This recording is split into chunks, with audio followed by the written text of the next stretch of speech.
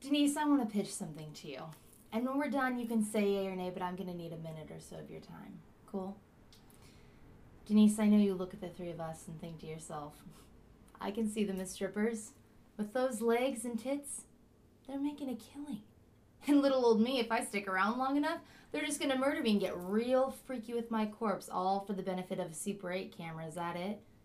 You've got a sick sense of humor, Denise. Sorry. No. We hold ourselves to a higher standard. Take a seat, please. Can I get you something to drink? I'm not really. Vodka if you have it. Great. Charlie? First and foremost, the people you see before you are actors. Even Michelle from time to time. But we take it very seriously. No breaking character, no giggling, and always on. Do you work from a script? No. Always off the cuff. We like to call it extreme improv. We set objectives and goals and a place where we want the piece to end up. But once we walk into a place, anything goes. If you want to pretend to have a Russian accent and pretend to have a limp, fantastic. I'd say it's encouraged. Good so far? Yeah.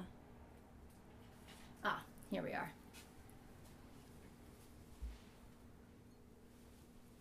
Thanks.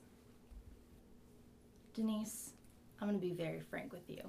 Because Charlie here told me we can trust you. And trust is something that's very important in this circle.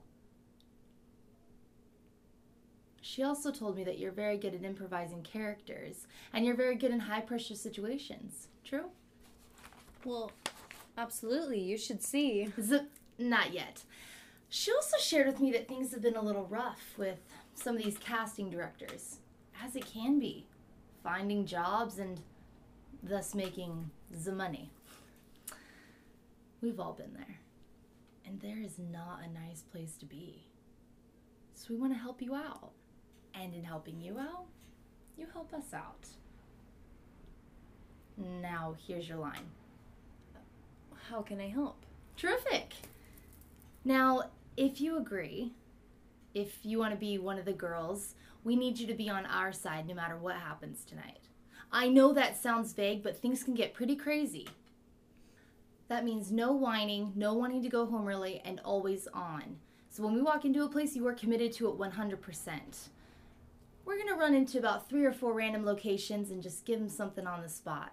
Something they won't forget. Nothing more than 5 minutes, in and out, easy peasy. Do the cops ever get called?